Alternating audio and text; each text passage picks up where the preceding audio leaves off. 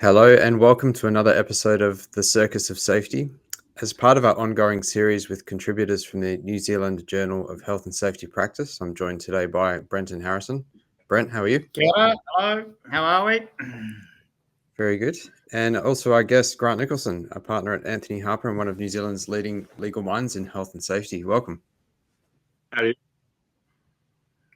So today we're unpacking Grant's article titled Crime and Punishment, Is the Existing Offence for Reckless Breaches of Health and Safety Duties Working, or does New Zealand need something new?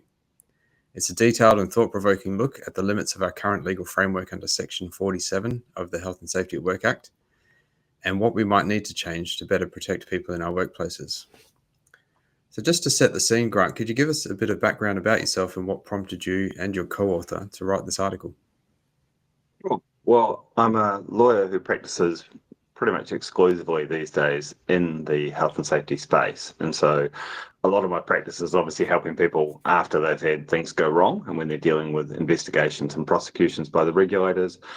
But a part of the work, and it's become more over time, pleasingly, is actually helping businesses avoid getting hurt in the first place. And as part of that, I just sometimes think to myself, well, what really are the drivers that actually can influence behavior to make sure we have healthier, safer workplaces? So when I'd seen the case that the articles about the prosecution by WorkSafe of Waste Management New Zealand, it was for a recklessness offence, which is pretty uncommon, and it kind of just brought a few things together into my mind. And when Dr. Chris Peace approached me and said, look, bail me out, Grant, I want you to do an article, I thought, yeah, this could be fun. Sorry, Grant. I've just got to step in here. I know Des has got a whole bunch of really intellectual questions here, but I'm going to start really low here. I was glad you also suggested that part of your role is not only about helping people not avoid, manage prosecutions, but also proactively. Is there really that much work out there for a lawyer like yourself that you do this kind of full time? 100%. I mean, it's a small niche area of the law. There's no two ways about that. But there's a range of practitioners around town and around the country who spend some or all of their time doing it. You've got all the dealings with regulators, right? There's truckloads of that work out there, and lots of insurance lawyers, lots of barristers with a criminal bent will be doing some of that work. There's a couple of law firms like ours where we have specialist teams doing it. The proactive front-end stuff, I think probably for some just gets wrapped up by general sort of corporate lawyers or sometimes by employment lawyers. But again, we find people come to us because they know that, well, hopefully at least we know what we're talking about. And the experience we've got from doing it for a long time just gives us a really different perspective. Yeah, and sorry, Des, I don't want to take over this show, but I've got so many questions. So I guess it's a little bit like health and safety professionals, right? I mean, I consider myself a generalist, and that's, I guess, would be what you would consider your general lawyer around town. I guess so. There's always a worry if you're looking for specialist advice. I guess it pays to go to a specialist such as yourself.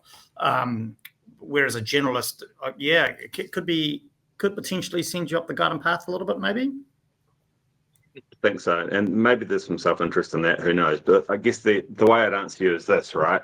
If you think about your organization has a horrible accident today and there's a death, you're never going to hopefully have had to experience that before, so it's all going to be really new, everything that comes of it.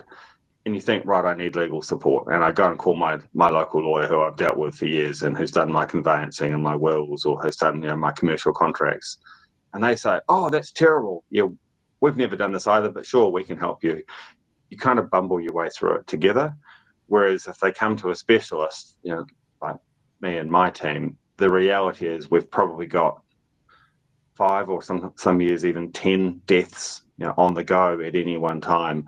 We know what happens. We know what the regulatory response is going to be, whether it's the police, whether it's WorkSafe or the other regulators like Maritime New Zealand or the CAA. We know what's going to happen in terms of coronial processes, in terms of media, in terms of dealing with the families and workers, all that kind of stuff. And I think it just gives us a better perspective to actually say, dump it on us and let us help you. And that's fundamentally, that's why I get out of bed in the mornings, because I think actually it makes a difference to help people do this kind of stuff. And it can happen anytime, like absolutely true story. I was out for lunch on Saturday with my wife because we ditched our daughter out with their brother Minecraft that I didn't want to go to, and I got a phone call from somebody who has had a death, and they were needing that kind of immediate critical response. I'd had no relationship with this organisation previously, but they'd worked out that they needed actually somebody who did know what they were going through to help guide them with it, and that's what it's about. Fantastic. And listen, we won't talk about how I got your contact details, but you've now just gone from in my general contacts to my favorites. But we might need to have a whole nother discussion about how I got your phone number in another show. But sorry, Des, back to you, mate. Back to you. That's all good. Look, back to the article. I just reading through noticed that there's some concepts and terms in there that might not be familiar to people who aren't lawyers but are interested in health and safety. Could you take us through briefly what we mean by mens rea, the guilty mind, strict liability, and recklessness? Sure. Well, if I'll step it back even one before that, Des, and then I'll answer that for you if that's okay. So many of the people watching this, right, will understand and have had a look sometimes at the Health and Safety at Work Act. So that's the legislation, that's the law that sets out everything we've got to do, right? And that imposes a range of duties on PCBUs, so on the persons conducting the business or undertaking. And the most famous one, I guess, if you want to call it that, is the Section 36, right? That's the primary duty of care. Section 36 is just a duty, it isn't actually an offence. And so you then have to go to a different part of the Health and Safety at Work Act, which is sections 47, 48, 49, which sets out offences. And so those offences say, if you have a duty and you don't meet that duty and something else happens, then you commit an offence. And that's the bit where then suddenly WorkSafe can lay a charge and you can go to court. And the differences that sections 47, 48, and 49 bring, this is where I get to actually answer your question, right? So section 49 effectively says, if you have a duty and you breach it, then you commit an offence. And so what is required for that is for you to have a duty, and then for actus reus, which is a Latin term, and it effectively means the act itself. So if you do an act which breaches your duty, then that is enough to commit an offence against Section 49. The next step up the hierarchy is then Section 48, and this is the offence which most commonly WorkSafe will charge people with. And so that's going to still have, you've got to have a duty, tick.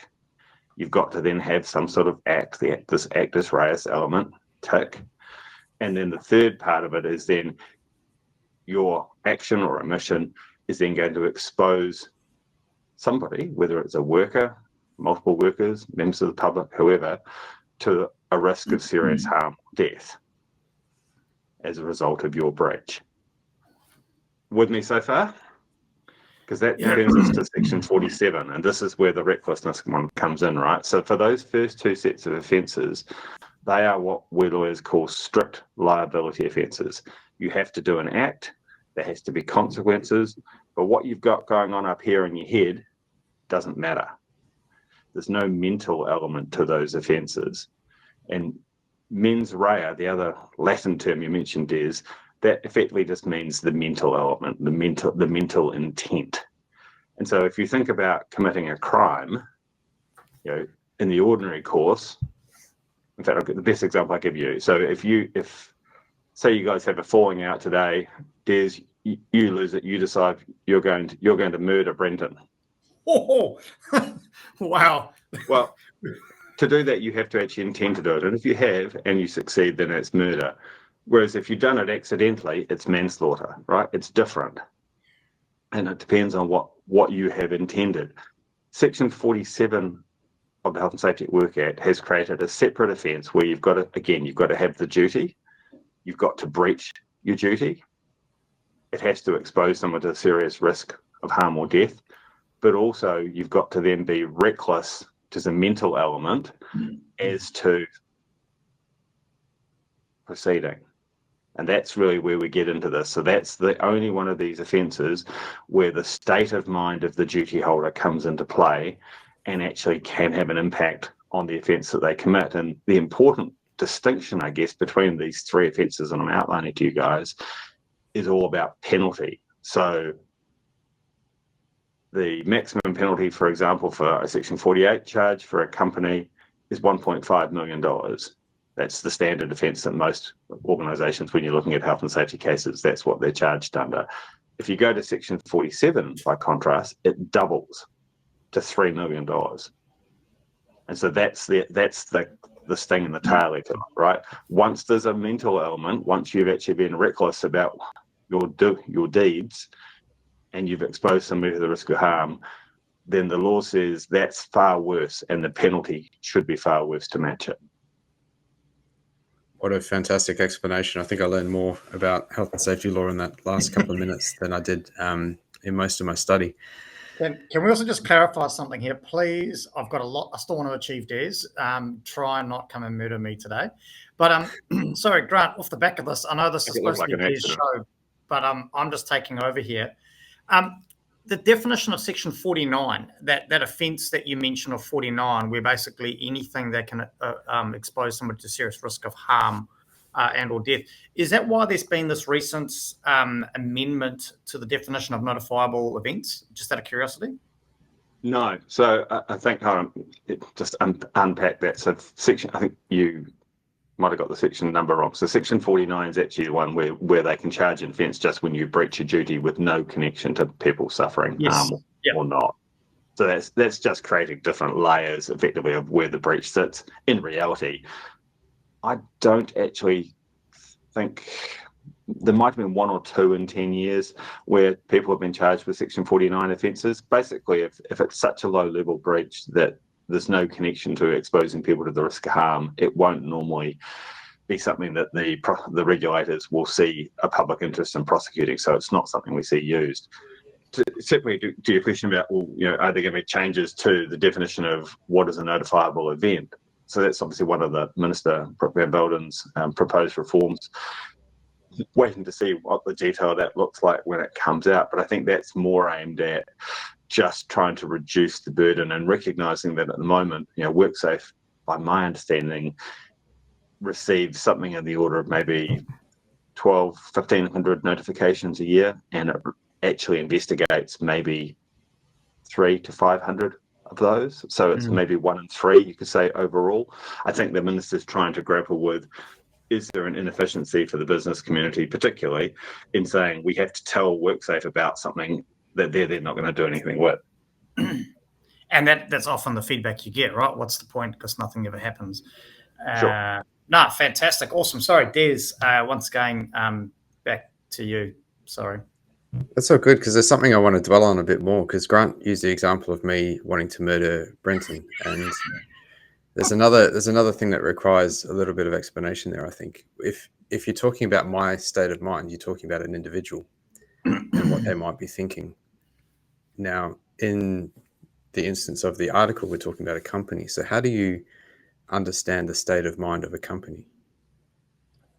Yes. So the case that the article is about is WorkSafe New Zealand and Waste Management New Zealand. And so you're right. Waste Management, big national corporates can't act by magic by themselves, right? They have to act through people. The Health and Safety at Work Act understands that, it recognises it, and it says, okay, we can attribute the actions of people to the organisation, because that's the only way. Because the organisation is acting through a whole range of individuals, we have to be able to say that when you are doing your job in the ordinary course, within the ambit of what your actual authority looks like, or potentially sometimes your ostensible or apparent authority. So if it looks like you've got permission and a role that allows you to do something, and you go on and do it, the company can be held to be responsible for that, even though you might not have specific permission. Really, does, in the context of a prosecution for recklessness, this got to the guts of it all, because WorkSafe in its prosecution wanted to say to the judge, We only need to prove that Waste Management New Zealand, the organisation, has been reckless, and we can take all the people who work for it and all the things that they know as individuals and then collate them together, put them into one big pot, and if that pot mixes up a batch of recklessness, then that's good enough. And what the courts have said is actually, no, that's not right. And that in order to be reckless, there's two sort of component elements to prove this concept of recklessness. So to be reckless, there's a subjective element, which means you've actually got to have somebody who knows that there's a risk and then decides that they're going to run that risk. And then there's an objective element which says it's got to be unreasonable to be doing that. WorkSafe wanted to say, well, we can have one person who knows about this part of the risk, we can have another person who then wants to run the risk, and we can have a third person who realizes that this is really all a stupid idea and we shouldn't be doing it. And the courts have said, no, that's not how this works. You've got to have one person who brings all of those factors together. And ultimately, that's where the prosecution in the case failed, because WorkSafe wanted to rely on evidence that it called from a prosecution witness who was the supervisor on the site, who was responsible for some of the work choices that were being made, and to say, well, hey, he was reckless. And the problem became the witness's own evidence, which was that he had no idea that what they were doing was about to expose his colleague and mate to the risk of serious harm or death. And that, of course, if they had known that that was the likely consequence, they wouldn't have done it. It's worth pointing out, though, your article does summarise the facts of WorkSafe and waste management quite concisely, and it's worth picking up the article to have a read of those facts, just to understand the case a bit better. Well, do you want me to give you a plotted summary for 30 seconds? Yeah, it wouldn't hurt. Thank you. Save me a bunch of reading, Grant. So Waste Management has an empire of waste collection and management services that it looks after across the country. One of the things that it has is a waste management, waste transfer and treatment facility down in Lower Hutt in Wellington, and it had a contract to receive waste that was being accumulated from the decommissioning of the old Haywards electricity substation up on the Haywards Hill, going over from the Hutt towards, I guess, Parua and heading north. Anyone from Wellington will kind of know where I mean. There was a lot of toxic sludge and waste that was collected during that decommissioning, which got taken to the waste management's facility for treatment and disposal. When everything turned up there, and you've got these giant containers full of this sludge, it wasn't properly identified what was inside it. So assumptions were being made by some of the waste management people about the content of the waste, that it was primarily dirty water just with some stuff in it, when in fact it was actually more toxic than they thought. It was stored on the site for a period of many months, and then ultimately when they came to dispose of it, the site chemist wasn't available on site at that stage. The workers who thought that they knew what it was were mistaken about what was inside it. Once they started to treat it, and it requires different chemical processes, obviously, to neutralize waste depending on what's in it, they used the wrong things to try to do the neutralization based on what it actually was. They picked the right thing for what they thought it was. It then started creating toxic chemical gases. So alarms went off, people evacuated, they did all the right kind of stuff. The system at that point was working. But again, another miscommunication. So they checked in with the chemist who was off site. He gave them some advice. He thought he was saying to them, just neutralize it and then leave it alone until I get back and I can sort it out. They thought he meant neutralize it, leave it for a little bit, then go back and have another go. And unfortunately, doing it that way meant that when they went back the second time, and the chemical reaction again created these toxic fumes, and one of the workers suffered ultimately a fatal inhalation. So it's a very sad set of circumstances, and there's a number of people involved, the people that received the toxic waste, the people that the yard supervisor, the chemist. There's a number of people there who WorkSafe were alleging the guilty mind should be an aggregate of their involvement, and it sounds like the court did not agree with WorkSafe on that point. No, they didn't. And you've got to remember the context of it, that this was a good company that was trying to do the right thing. Did they make mistakes? Yes, absolutely. Yeah, and they were actually charged under two bases. So in the alternative, they were charged with a more standard offence without the allegation of recklessness. They accepted fault. They pleaded guilty to that lesser charge, and they were ultimately convicted and sentenced and ordered to pay a reasonably chunky penalty in relation to the things that they admitted where they got wrong and their system let them down on that occasion.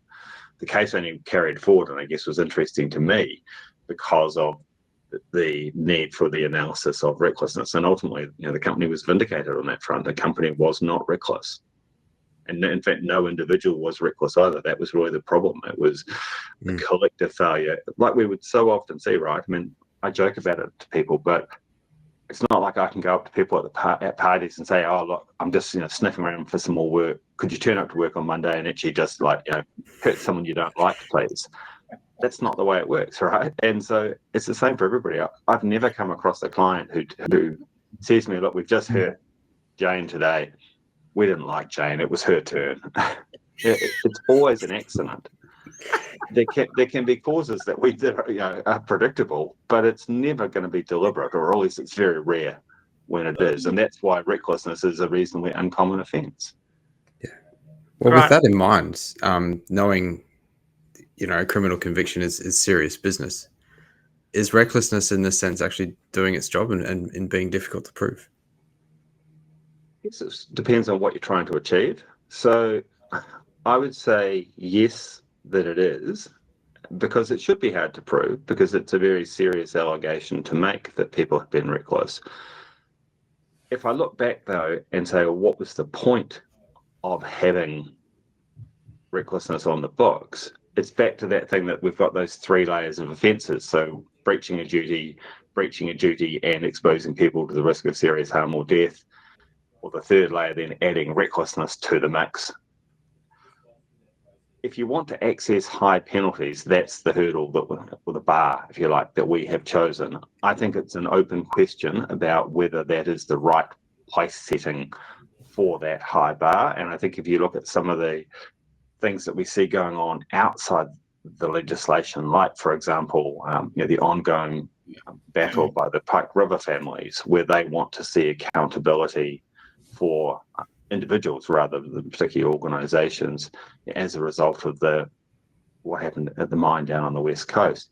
It's all coming back to saying, how can we make people accountable, and what does that look like? Does it mean more people need to be held to account, or does it mean we need to have greater penalties? And I think if you're looking at it through the penalties lens, for me, I think recklessness is a fail, because it's very rarely prosecuted.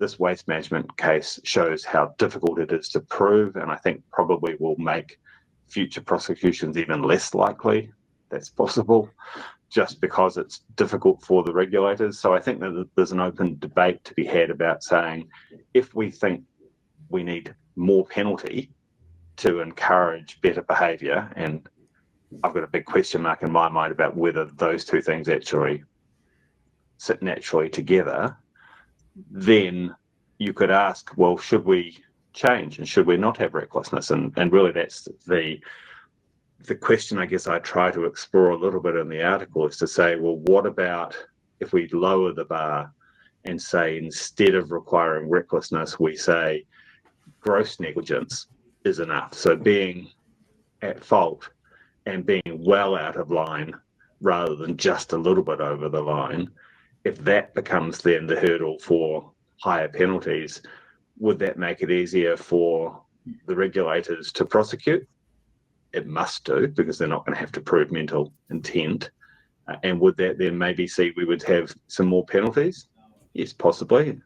Again, is that going to make a difference to future cases? I'm not really convinced that it is. And I should add, I guess, guys, that there's some debate within some legal circles where some of the lawyers and some of the criminal lawyers particularly are really averse to the idea that anybody should commit an offence and be liable to criminal punishment without there having to be some mental element, without actually intending to do the wrong thing, should you be able to be punished at all. But I think once you get over that as a hurdle and accept that in the health and safety world, the importance of keeping people safe in their work and workplaces is more important, then you get to these other ideas. I've got a number of questions, Des, if I could jump in, if that would be okay. Go for it. Fantastic. So just in those legal circles, which clearly I do not spend time in for a number of reasons, would the fact, they call it naivety, naivety is not a defense, right? And so if you're running a business and you choose not to investigate those things that you should or shouldn't know about running a business, surely that would show some form of intent in the other direction, if that makes sense. Yeah, it does. And so, look, you're right. You can't be willfully blind to things that are going on. And the legal standard already reflects that, so that you are obliged to deal with hazards or risks that you know about, or which you ought reasonably to know about. So the fact that there's something that's blindingly obvious in your business, let's say that you've got a machine with moving parts, but you don't know that there's ability to put guarding on that machine, but you should, then you are still responsible for that.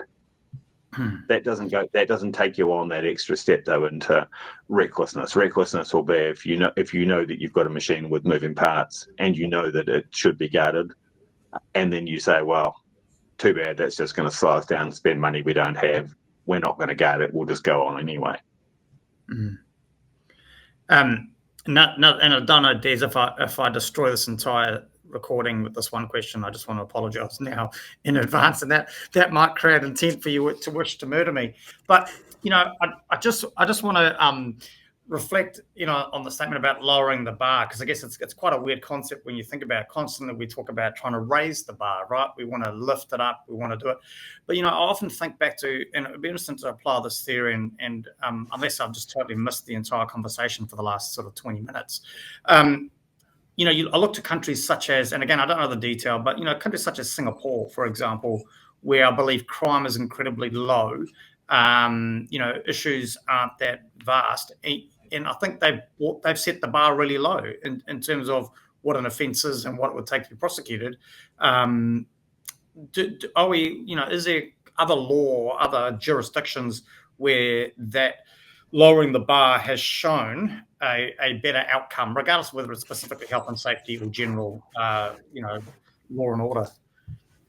Yeah, I think Singapore is a good example of that. I mean, and if you look at actually a range of the Asian countries in terms of drugs, for example, where if you import drugs into Bali, and you get caught, then you're going to have a really unpleasant long time in a pretty miserable prison, for example. That is trying to incentivize better behaviour by saying there are going to be really severe consequences. And if you look at the fundamental theories behind crime and punishment and stuff, it's about deterrence and it's about punishment. And so part of the reason we have the law and the range of outcomes that we have is trying to say, we don't want you to commit offences, and we want the risk of you getting caught and being punished to deter you from making the choice to do a bad act, right? I mean, that's why murder has a longer penalty than assault, because we don't want you to be murdering people. We want you to make a better choice.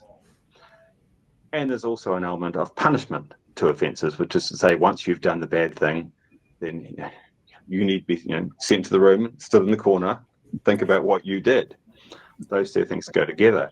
Where it, I guess, can cause problems in the health and safety sense, particularly, right, is if you're thinking about that idea of deterrence and saying, we want you to understand that if you do a bad thing, there'll be consequences, so don't do the bad thing. Well, that's great if it's actually something where you are making the choice to do right or do wrong. But I've never acted for a client who's deliberately said, today I chose the path of evil. Yeah.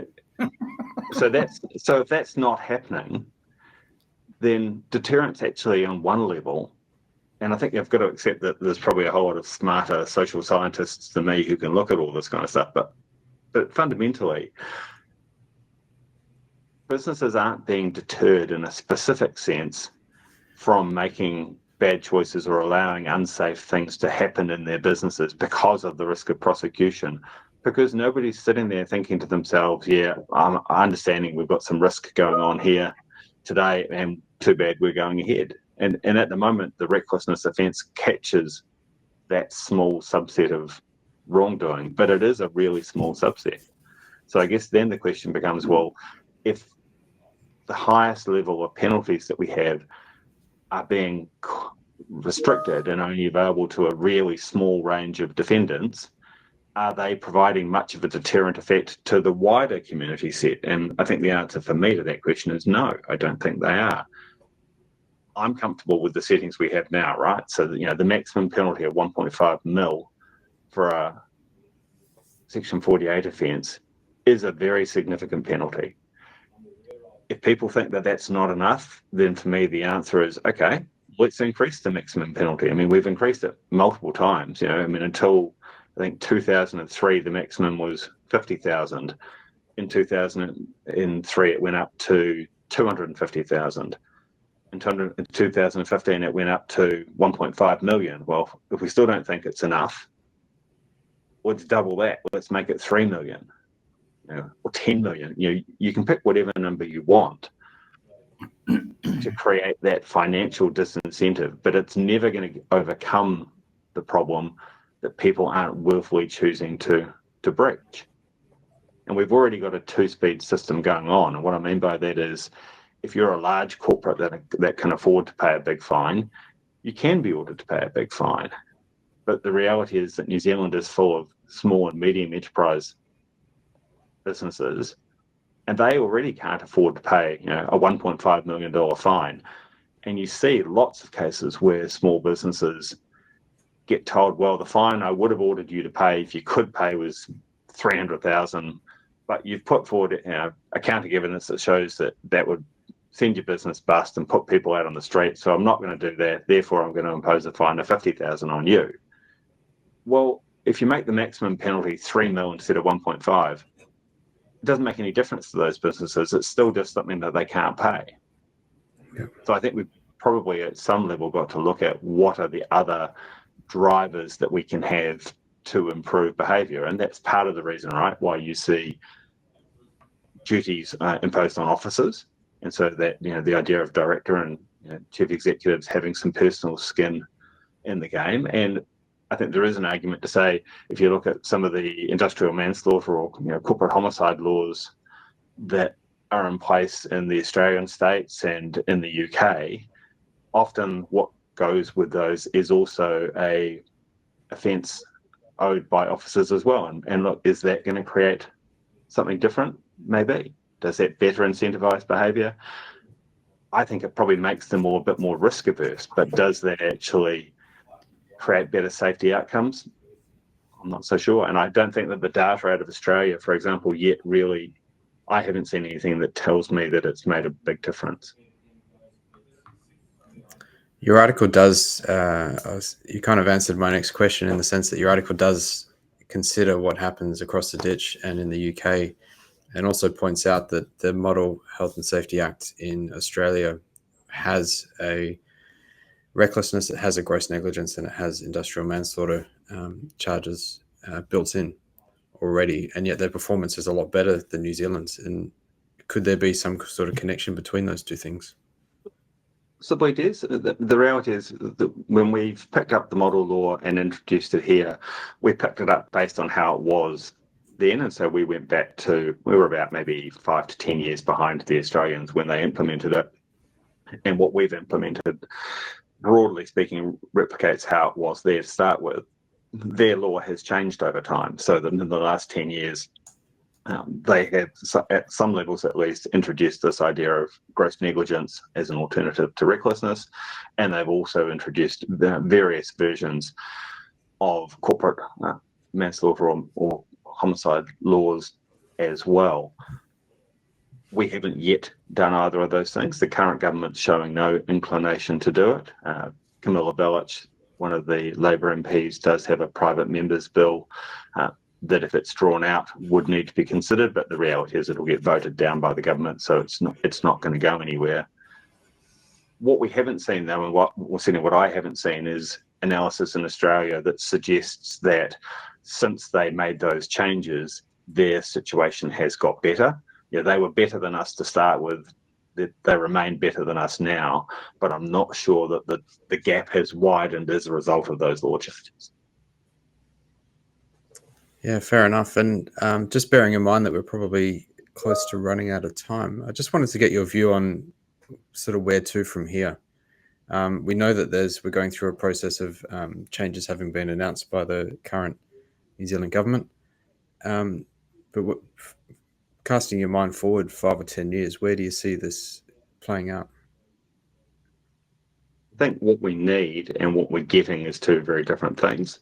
And so what we appear to be getting is going to be some pulling back on perhaps some perceived failures of the law and some tinkering on the edges. What we're not getting, or is not announced yet, is major system reform. For me, what we need is a better resourced, better performing regulator, because WorkSafe is not doing as well as I think many of us would like it to do. And more than that, we really need a lot more clarity and certainty for the business community about where expectations sit. And if you look in Australia and the plethora of regulations and good practice guides and sort of codes of practice and stuff that have come out over the last decade or so, that in theory we were supposed to start picking up when our law changed and the Health and Safety at Work Act came in, and they haven't. I just think that the gap between here and Australia is widening, and that's what we've got to start to pick up. If you take psychosocial harm as an example, the way that it is being dealt with now in Australia, and it's becoming very mainstream. The expectations on organisations are clear through the regulatory and guidance material available, and the regulators are now starting to pretty commonly prosecute organisations, when there's been bullying, when there's been sexual harassment, when there's been things of that nature. We're just not seeing any of that here. And so I think that those harder to see and understand risks are going to become a bigger problem here, because we just don't have regulators who can grapple with them at the moment. It's a fair point. Brenton, was there anything further from you? Mate, listen, I've got to be fair. I thought for those that don't realise, we're recording this on a Monday morning. I thought I was going to be asleep, to be fair. I have got Very much. I have got a phenomenal amount of notes here, and I just don't think we've got the time. But I do want to touch on one thing, and I think you kind of answered it. Whether you did that intentionally or not, I don't know. But you've reiterated a number of times that you don't believe people are willfully necessarily going out and breaking the law. I mean, I don't know anybody that willfully goes out and does that, and especially in those circumstances that result in serious harm or death of an individual. So my question was then, well, with your experience, then why are we, I guess, so bad? And I think you kind of touched on it around where you saw the regulator WorkSafe potentially falling short around the resource, the education, the codes of practice, the guidance for businesses around what those expectations are. Would you say that's a fair statement, that maybe we're so bad because we don't have that support from our regulator? That's part of it. I think it's probably too simplistic to just simply put the blame on the regulators. I mean, it seems to me people far smarter than me will no doubt get to a better view of this, but I think it could be partly cultural if you just look at the way that New Zealanders have always had that sort of, she'll be right mentality, and we don't like being told what to do, and we all want to think we're all smarter than we are and want to be able to do our own thing. Are we different to other countries in that regard? I don't know, but I definitely think that plays into it. I think the fact that we've got many small businesses and comparatively fewer large businesses means that the investment in good health and safety understanding and systems and people is perhaps not quite as well developed as it could be.